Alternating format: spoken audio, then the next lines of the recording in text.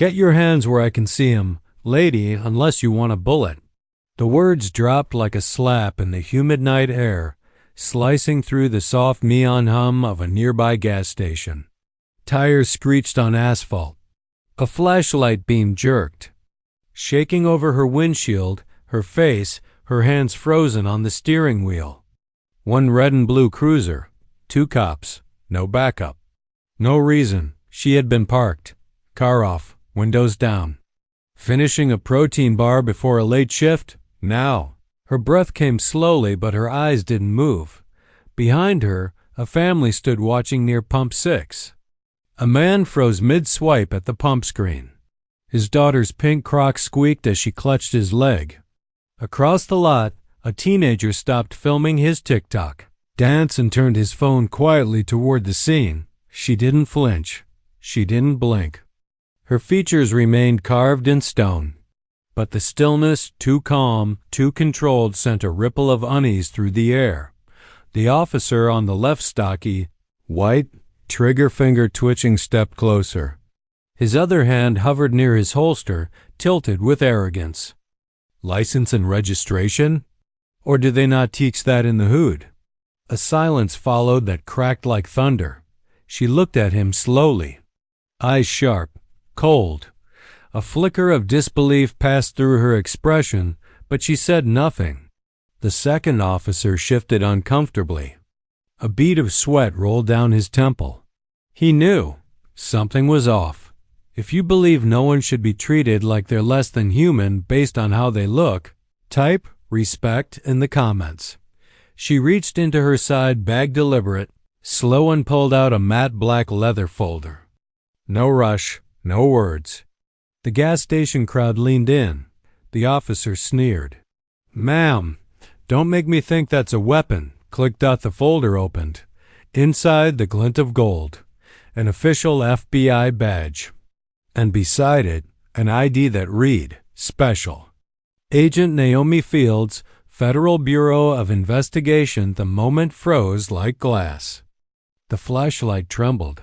The bold officer's jaw unhinged. "Wait, what is this?" Agent Fields stepped out, calm as glass. "You just pulled a gun on a federal agent." The second cop backed away half a step. The bold one didn't. He stumbled forward instead, trying to laugh, trying to talk over the panic. Anyone can make a fake badge. Naomi reached into her coat again. This time, she pulled a second card, Department of Justice. She spoke into her earpiece, quiet but clear, requesting immediate dispatch to 14th and Grand. Officer threatening federal agent with firearm. Badge cam rolling. A voice crackled back. "Copy that."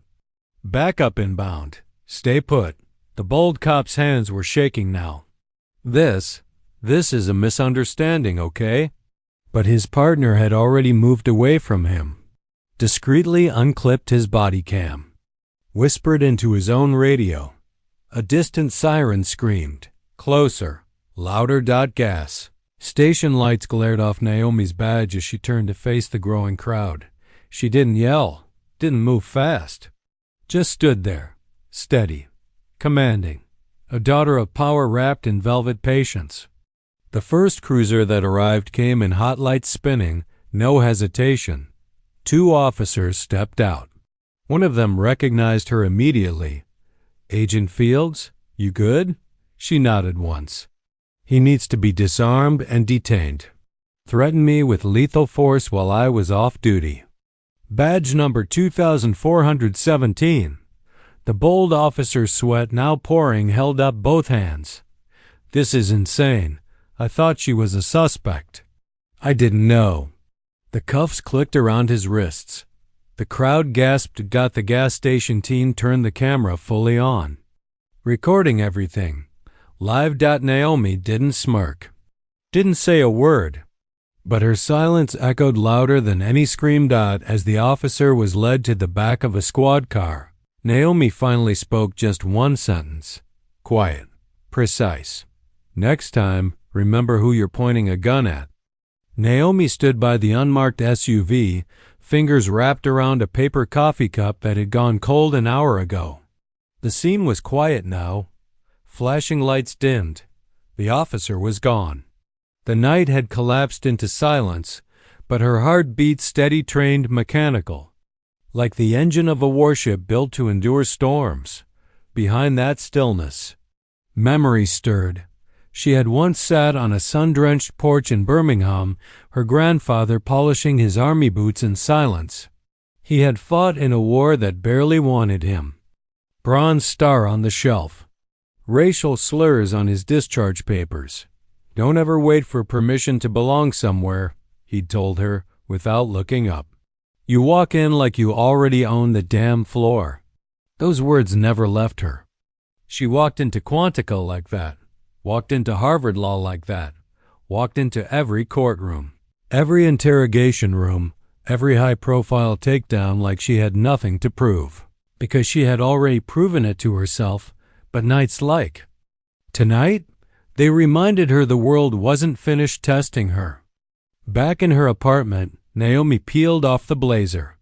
Beneath the fabric, a steel-colored holster, a chain with her grandfather's dog tag, and a bracelet her mother made from braided courtroom wristbands, each one from a trial Naomi had won. She sat down at her desk, opened her laptop. Her inbox blinked with subject lines already hinting at the incident. Evening incident, urgent.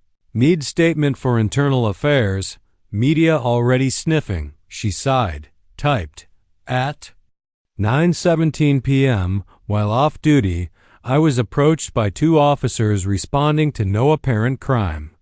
Despite full compliance and no raised voice or resistance, one officer drew his weapon without provocation. I identified myself as a federal agent.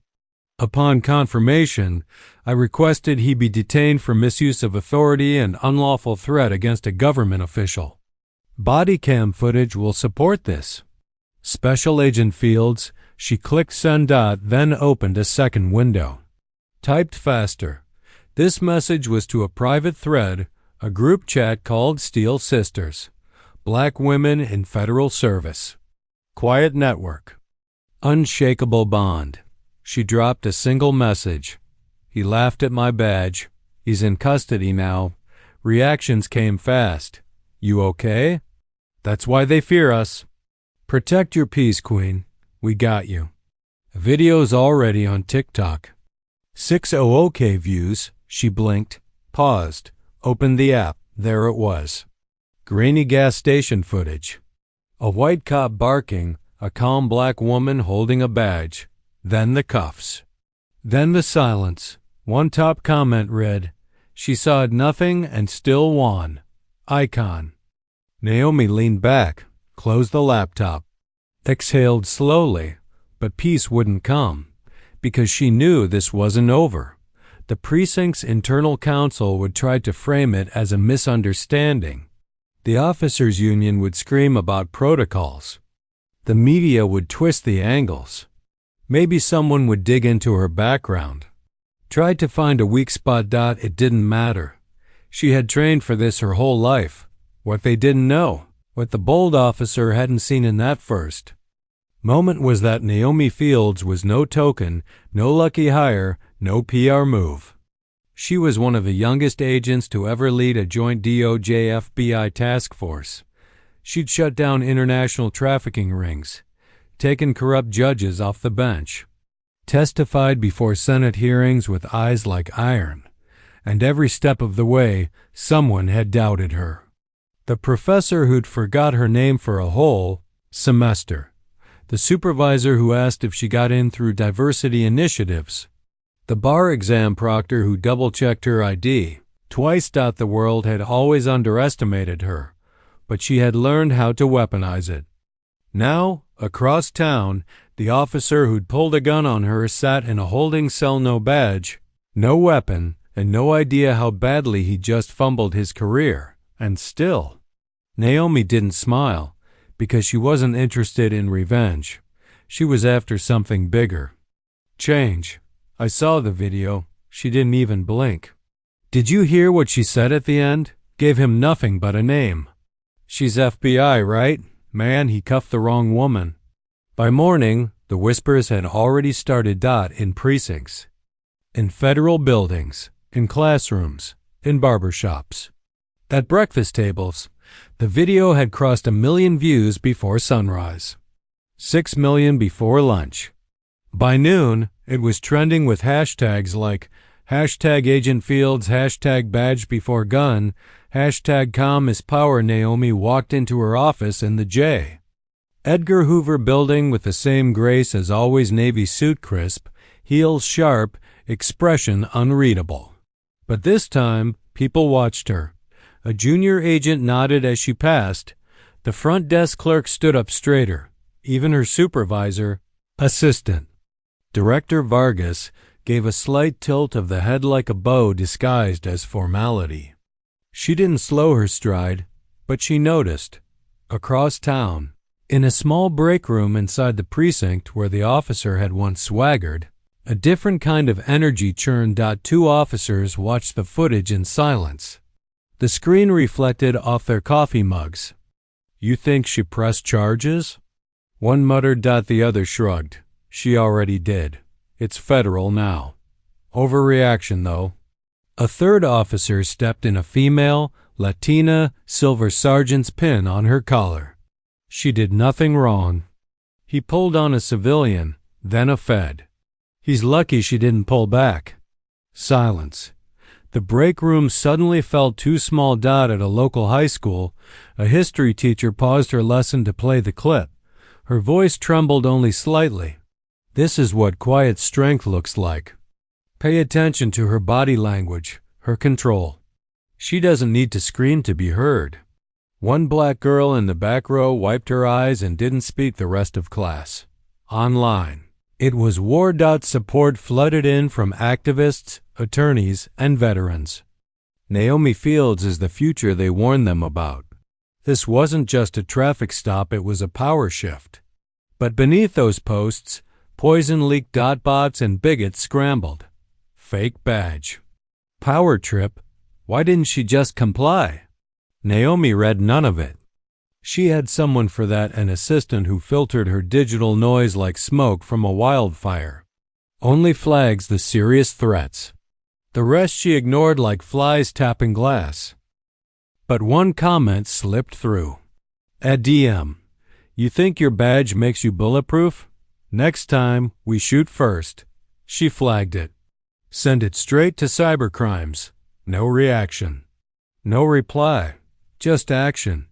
That was her rhythm. That evening, she received a call. "Agent Fields? Speaking.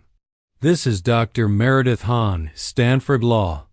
I run the Women of Color and Justice Initiative. We'd be honored if you spoke at our symposium next month." Naomi paused, then, "Send the date and topic. I'll make time." The call ended with gratitude, but her mind didn't rest. She wasn't built for the spotlight. Her career had always been about precision, not press. Yet somehow, in less than 24 hours, she'd become a symbol. And symbols were dangerous. They were inspired. They threatened. They forced institutions to choose, adapt or tighten control. In the lobby of her building, she noticed something small but potent. One of the reception guards, black, older, military straight, had always nodded at her in passing. That day, he saluted. She blinked, then nodded back. A symbolic moment passed between them, quiet, but deep. But not everyone was pleased. Somewhere else, behind a heavy oak door in a city council building, a retired officer slammed a report down. "We need to talk about the narrative. She's making cops look like monsters." Another man in a suit leaned back, calculating. "We're reviewing body cam footage. If we frame it as miscommunication, won't work," a woman cut in. "This one's sharp, clean. No scandal. No cracks. She's going to be a problem." Someone muttered, but no one in the room had an answer, because for the first time in years, the power was shifting, and it wasn't because someone screamed. It was because someone didn't. The envelope was thick, cream-colored, embossed with the seal of the Department of Internal Affairs. Naomi opened it with steady fingers. Inside, a formal notice. Pending review of use of authority conduct. You are requested to appear for an internal review regarding the events of July 2nd. While your actions may be justified, this inquiry seeks to ensure procedural alignment and to prevent the politicization of federal incidents. She read it twice, then once more. Prevent politicization. Translation. You embarrassed someone. Powerful. She placed the letter on her desk, exhaled. Her phone buzzed immediately after. Caller ID, A.D. Vargas, she answered. No need to panic. Vargas said, skipping pleasantries. Standard procedure. But I wanted you to hear it from me. Who initiated it? Technically, Oversight Committee. But I'm sure you know where the wind's blowing. She nodded to no one. I expected it. Vargas hesitated. You're not alone in this. But keep things ... quiet. The Bureau doesn't like martyrs. Naomi smiled faintly. I'm not one. Good. Show up. Be sharp. Don't give them a thread to pull. Click. She leaned back in her chair. A raven's shadow passed across the window outside. Her reflection hovered over her badge dot by the... Next morning, the strategy was clear. First, a vague article appeared in a second-tier news outlet. Was it about justice or ego? Experts questioned agents' conduct. Then came the whisper campaigns. Reporter called to fact-check her college GPA 20. Years too late. An old law professor suddenly remembered she wasn't a team player. Even a conservative talk. Show ran a segment. Naomi Fields, hero or media creation. They couldn't attack her on evidence. So they try character. At the internal review, the conference room was cold. Walls beige, lights harsh. 3 committee members sat across from Naomi like judges on a game show with no prize. She entered in full formal dress, navy blazer, badge pinned sharp, hair twisted into a professional crown. One of the reviewers, a man with slicked back hair and 2 white teeth, led the questioning. Agent Fields, some believe your reaction escalated the situation. I didn't react. I identified myself. The officer escalated. I de-escalated by following every protocol. Another reviewer, a woman with glasses and a clipboard, interrupted. There are concerns you used the moment to go viral. Are you aware of the video's circulation? I don't control who films me, nor who shares it. You didn't post it? No. Pause. The final reviewer, a quiet man in a gray suit, leaned in. What would you say to officers who feel you humiliated one of their own? Naomi didn't. Blink. I'd say they should hold each other to higher standards. If that feels like humiliation, the problem isn't with me. Silence. The woman clicked her pen nervously. The man in gray nodded. Outside the room, Naomi passed 2 junior agents by the vending machines. One whispered behind his hand. She heard him anyway. They're going to bury her for this. She didn't. Stop walking. Because what they didn't know, what the panel didn't ask, was what she had spent the last 48 hours doing. She had quietly sent 27 case files to the DOJ that exposed systemic abuses by precincts with a history of racial misconduct. She had drafted a memo proposing federal-level officer retraining guidelines, backed by constitutional law precedents and 3 national cases of precedent. She had gathered signatures from over 90 agents of color across departments, ready to stand with her if they tried to bury her in silence. She wasn't just playing defense. She was already winning. That evening, her apartment was dark except for the glow of her computer screen. Her inbox pinged. One new message. Subject: DOJ accepts preliminary review of reform proposal. She stared at it for a moment, then smiled, not wide, not loud. Just the quiet satisfaction of a door cracking open. In the reflection of her screen, her face looked the same as it did on the video everyone had seen. Calm. Still. Unmoved by the storm. Because storms didn't scare She grew in them. The room smelled like nerves, high-level agents, district attorneys, and federal investigators gathered around a long obsidian table in the Justice Department's East Conference Hall. The air conditioning hummed, a low drone. Under the surface tension. This was the biannual task force presentation, a review of interagency, performance, and operations. It was Naomi's show, and everyone was watching closer than usual. Some were there to support her. Others had come to see if she'd flinch. IDN single quotes T. Naomi walked in wearing charcoal gray, shoulders squared, gaze forward, papers in hand. She didn't carry a laptop. She didn't need to. The presentation was in her bones. Assistant Director Vargas gave a subtle nod from across the room. So did 2 U.S. attorneys from New York and Atlanta, but Naomi barely registered them. Her eyes swept the room once, then settled. Then she began. No preamble. Just results, she said, voice even. Over the last fiscal year, Task Force ECO has conducted 41 coordinated investigations across 11 states. Of those, 36 resulted in arrests. Of those arrests, 33 led to federal convictions. Click. The screen lit up behind her. Bar graphs. Clean. Data. Case names. Timeline overlays. Average prosecution time has dropped 22%. Civilian casualties? 0. Internal complaints? 2, both dismissed after full review. She moved across the screen like water. Calm, direct. Every word is carved sharp but measured. Halfway through, she paused and said, "Let's talk about the anomalies." A few people blinked. Naomi clicked again.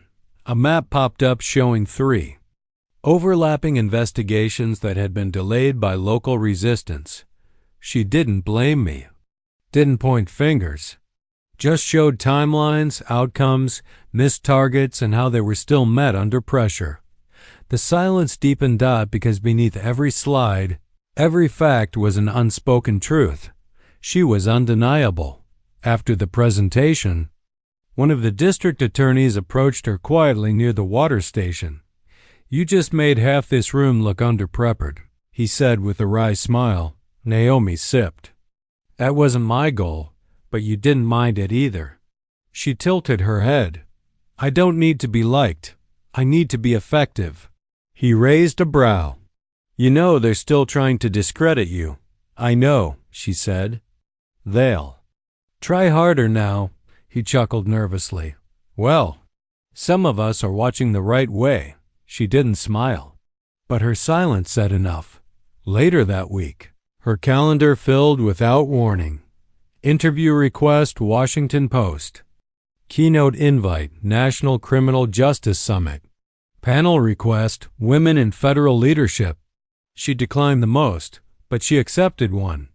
A high school in Southeast D.C. had asked her to speak to their criminal justice magnet class.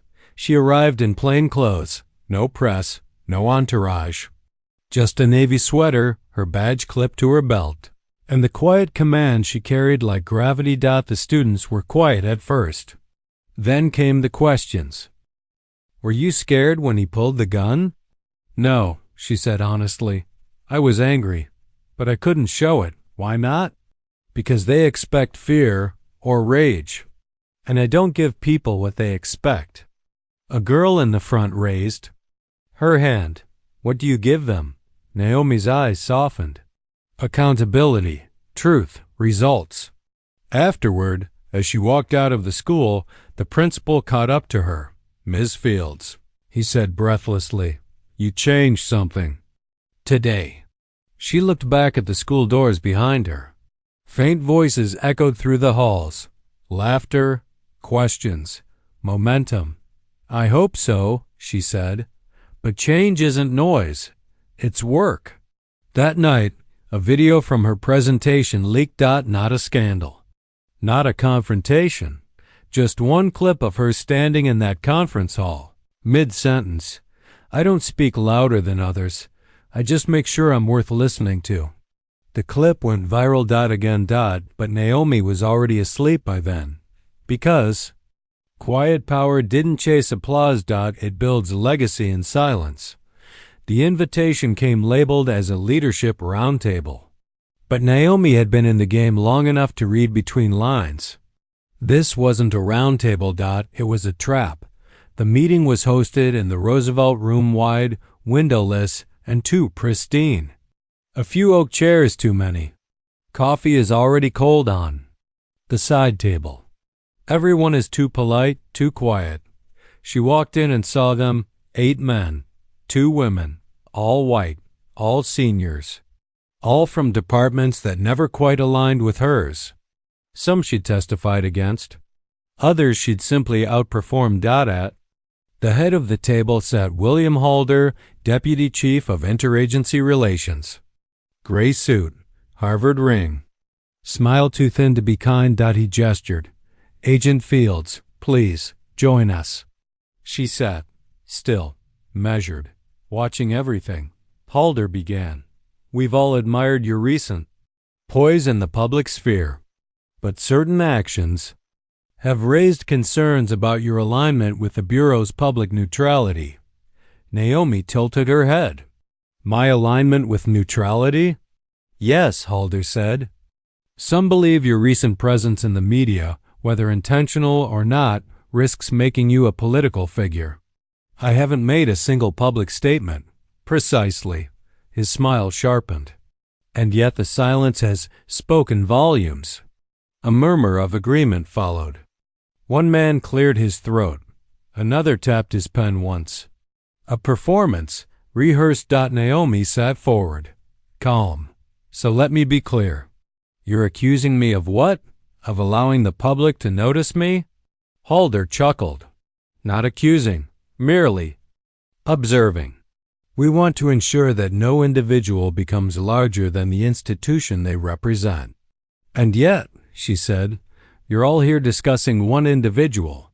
He blinked. She continued. My actions didn't make headlines.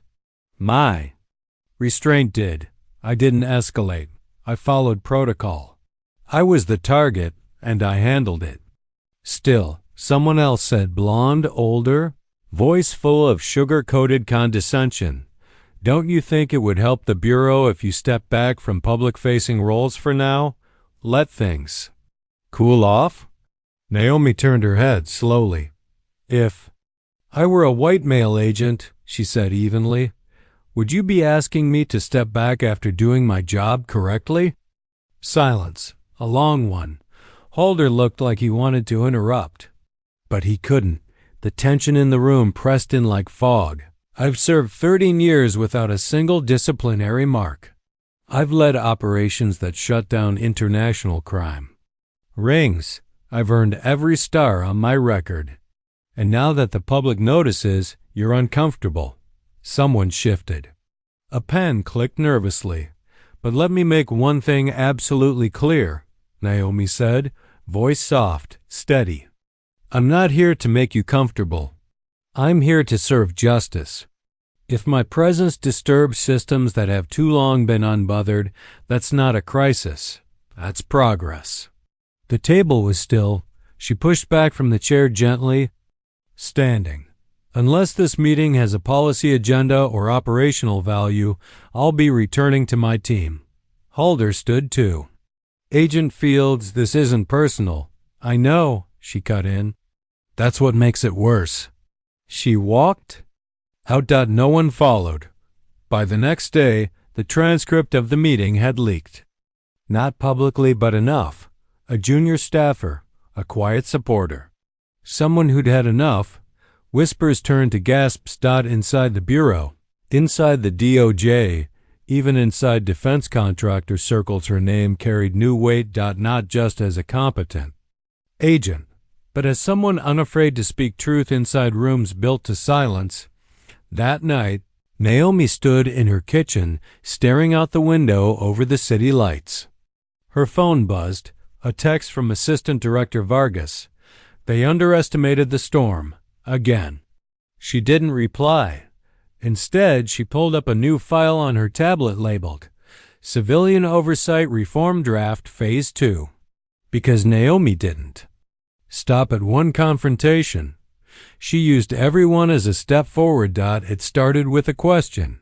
On a primetime news program, a respected civil rights attorney sat across from a polished host who asked, almost casually, "Do you think Agent Fields should have handled things differently?"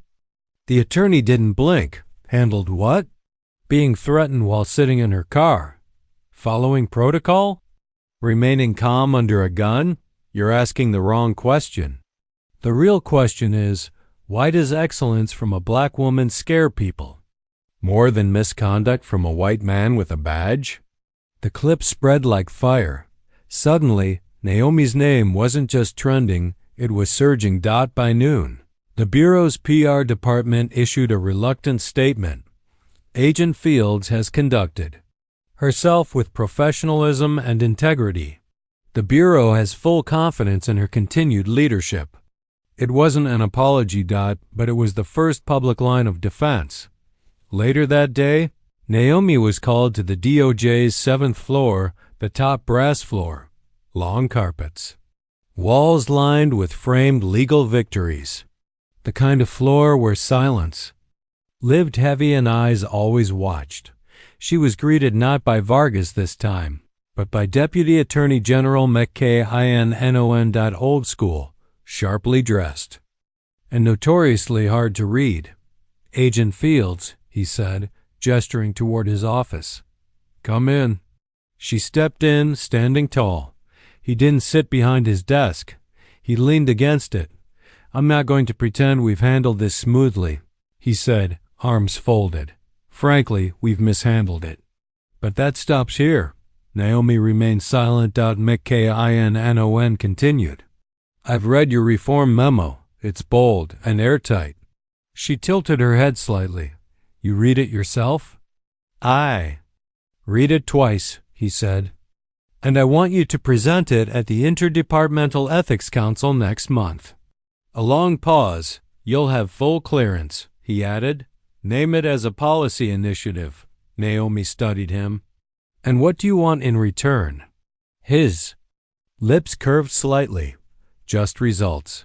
Quiet ones, preferably." She didn't smile, but she nodded. "I'll get them." 2 days later, she stood before the Interdepartmental Ethics Council. This time, no viral footage. No drama. Just Naomi, her reform proposal, and a room filled with power brokers pretending they weren't shaken. Her proposal, a 3-phase plan. Phase 1. Mandatory retraining for officers on civilian engagement protocol during non-criminal encounters. Phase 2. Independent federal audits of all precincts with 3 or more civilian complaints in a fiscal year. Phase 3. Funding incentives for local departments with proven community satisfaction metrics. By the time she finished, even the stone-faced men on the panel were scribbling notes. After the meeting, one of the youngest council members, an Indian American woman named Priya, approached her. "You just made it impossible for them to ignore you," she said softly. Naomi looked at her. "That's not the goal." "Then what is?" "Making it impossible for them to go back to how things were." That evening, a photo surfaced online. Naomi, walking out of the Ethics Council building, briefcase in hand, sunglasses on, steps powerful. The caption read, "She didn't come to play politics. She came to change the rules." And for the first time, the comments weren't just clapping back at racism. They were calling her a leader. A newscaster that night referred to her as the calm storm at the center of the Bureau's reckoning. And still Naomi remained silent, because she knew better than to celebrate in the middle of a war. This was just the first win, the first public shift, the beginning of something bigger. The ripple didn't make noise. It started in subtle movements: policy memos rewritten, training manuals edited, and hiring panels quietly reshuffled. Departments across the country began using a new phrase in briefings: the Fields Protocol. It referred to the proper escalation checklist when engaging off-duty personnel or citizens with credentials. But behind the scenes, it meant something deeper.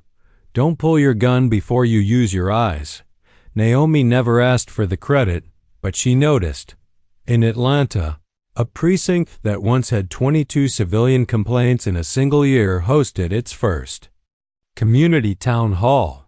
Not because it was mandated, because one of the captains watched Naomi's clip on loop, then called his officers in Minneapolis.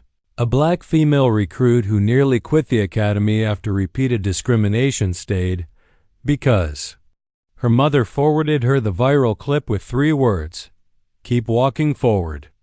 And in Los Angeles, a young boy named Marcus dressed as Agent Fields for career day borrowed a blazer, sunglasses, and a cardboard badge. He didn't say a word in his classroom that day. He didn't need to. Inside the bureau, the changes were slower, quieter, but no less real. A new mentorship initiative was greenlit for agents of color. Promotion review boards added external observers. And most notably, Naomi was offered a new position, Deputy Director of Community Federal Relations. She declined. When asked why, her response was clear: "I don't want to manage optics. I want to execute change." They offered her resources, instead funding for an internal unit focused on officer conduct accountability. She accepted that and named it the Equity Task Division. One afternoon, as Naomi reviewed early recruits for the new unit, her assistant walked in, holding a folding, thick envelope. "Another one," she said with a small grin. "From that school in Baltimore. The students wrote essays." Naomi looked up. "All of them?" 37. "All titled the same thing." She raised a brow. Her assistant smiled. "What I learned from Agent Fields," Naomi said her. Pen down. Opened the first one. It was written in pencil, uneven lines, but powerful. "I used to think staying quiet meant you were weak. But now I know it means you're thinking before the storm." Agent Fields didn't yell. She didn't hit. She just waited. And then she moved. "That's the kind of strength I want to be." Naomi folded the paper slowly, something heavy settling in her chest. A quiet kind of pride, not for the attention, but for the impact. Meanwhile, her name became shorthand, not just in black communities, but in circles where policy lived. "Do we have a Fields-level safeguard on this? Before we roll this out, what would Fields say?" She heard it once in a conference room and didn't correct them, not because she agreed with the hero worship, but because if her name gave pause even for a second before someone pulled a trigger or ignored a red flag, then it served its purpose. She wasn't chasing statues. She was building pressure, quietly, relentlessly. One morning, she passed a hallway where 2 young recruits, one Latina, one Middle Eastern, stood outside the briefing room. Nervous, they straightened when they saw her. Naomi nodded. "First time?" The Latina nodded. "We read everything you've done. It's honestly why we joined." Naomi paused. "Then don't join to be like me." They blinked. She smiled faintly. "Join to make sure there don't have to be any more like me." Then she walked on, leaving behind 2 women who now stood a little taller. Because cultural change isn't a headline. It's a slow pulse. A shift in posture, a name spoken with respect, not fear. And in Naomi's wake, the Bureau began to feel it. So did the country. It began with a whisper. An unsigned memo sent to a reporter. A social media thread filled with half-truths and screenshots. A sudden rise in anonymous complaints filed against Naomi's task force. The message was clear. If you can't stop her work, ruin her name. The headlines followed days later. Naomi Fields linked to questionable DOJ grants. Is Agent Fields too political for the FBI? Sources: Fields ignored chain of command. None of it was true. All of it was deliberate. Inside the bureau, the energy shifted. Colleagues went quiet in elevators. Meeting invites vanished. Friendly nods turned into polite stares. Even Vargas grew distant. Not hostile. Just be careful. That was worse. One morning, Naomi arrived at her office and found an envelope on her desk. No postage. No name. Inside, a printed photo from 10 years ago. Naomi, as a rookie, laughing with a black defense attorney in a restaurant. Harmless, personal. Note paper clipped on top. Let's see how long before they spin this. Her hand didn't shake. But her jaw locked. This wasn't about justice anymore. This was a character assassination. The next day, she was summoned to a neutral review panel, a quiet inquisition. No charges. No accusations. Just concerns. Agent Fields, one man began, eyes cold behind wire-framed glasses. Can you explain the nature of your relationship with various political organizations who've praised you publicly? I haven't responded to a single endorsement. Naomi replied, praise is an affiliation. Another panelist, voice flat, and these expense reports from 2019, your hotel stays during interdepartmental conferences. Were these approved by travel protocol? They were booked through DOJ systems. You're holding me accountable for what your own department cleared? No one answered. Because answers weren't the point. Doubt was. That evening, she sat alone in her apartment, blinds drawn, city noise muffled behind triple-pane glass. Her phone buzzed. It was her mother. Are you okay, baby? Naomi hesitated. Then, they're trying to drag me under. A pause. Then her mother's voice calm, firm. Then hold your breath and rise higher. Another ping. This time from her inbox. Subject: support letter minus 117 signatures attached. From Steel Sisters Network, the email included names from every corner of federal service agents, analysts, attorneys. Black, brown, Asian, white, people she'd mentored. People who'd watched from afar. We stand with Agent Fields. Attempts to discredit her integrity are not only unfounded, they're deeply dangerous. Another message came seconds later. Subject: media request, 60-minute segment on federal bias and reform. Proposed guest: Naomi Fields. She didn't respond. Not yet.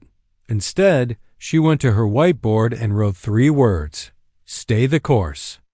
Because storms, she knew, were meant to be outlasted, not outrun. The next day, a meeting with Vargas. She expected more distance, but instead, he closed the door and said, you should know this came from higher than me. Naomi folded her arms. How high? He hesitated. Council level. This isn't just about you anymore. She narrowed her eyes. Then they've already lost. He blinked. You're not worried? I was built for this. The attacks didn't stop. But something strange happened. They didn't stick.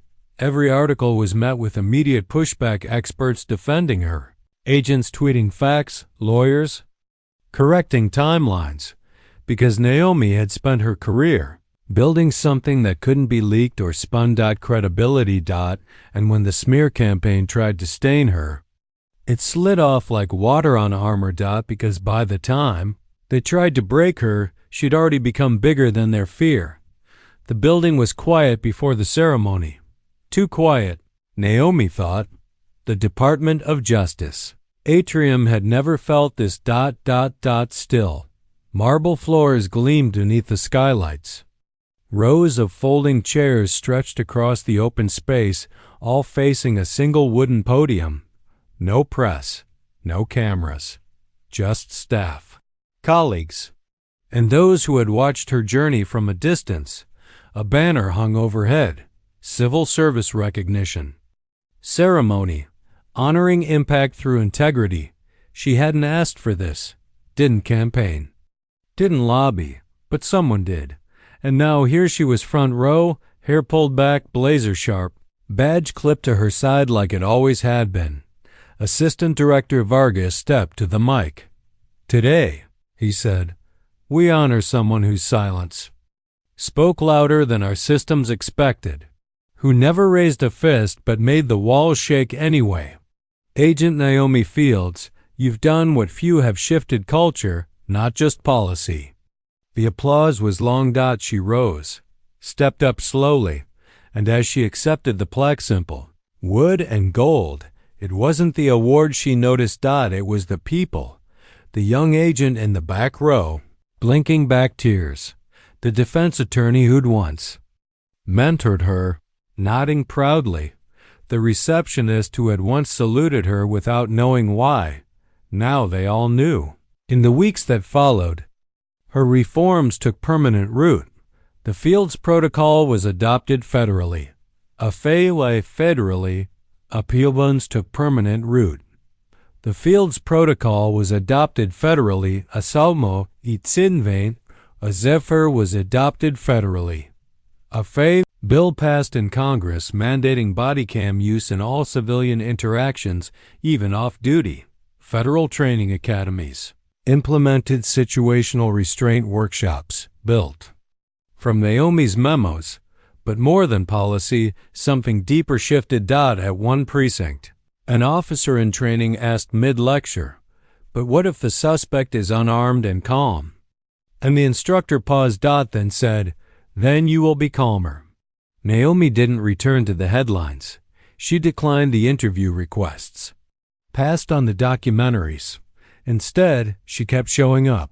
Same office, same chair, same quiet fire. She mentored 5 new agents personally, each from backgrounds the Bureau had long ignored. She didn't give them speeches. She gave them standards.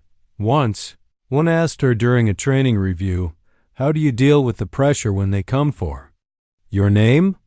Naomi didn't answer right away. Then she said, "Make sure your name outlives their lies." 6 months later, she walked past the main hallway in the Bureau's public wing and noticed something new. A photo mounted above the exhibit titled Agents of Reform. It was the still from the gas station footage, her holding the badge, lit by headlights, unwavering. Below it, a quote etched in glass. She didn't need to shout. The truth was loud enough. Naomi stopped, looked at it for a moment. Not pride. Not revenge. Just ... recognition. And then she kept walking. That weekend, she visited her grandfather's grave in Birmingham. The sun was warm. Wind light. She knelt quietly and placed the plaque on the grass. For a moment, let it sit there. Then whispered, "You told me to walk in like I owned the floor. I did more than that. I changed the way the floor was built." Later, in a small classroom in Baltimore, a teacher played her clip for a group of 7th graders. They didn't cheer. They just watched wide-eyed, still. Then one boy raised his hand. Was she scared? The teacher smiled. She didn't look at it, but was she? Another student answered, "I don't think it matters." She didn't let it stop her. That was Naomi's legacy. No noise, not vengeance, but the undeniable echo of calm, uncheckable strength. The kind that doesn't need permission. The kind that rewrites the room. The kind that leaves systems forever changed just by standing still long enough to force them to see her.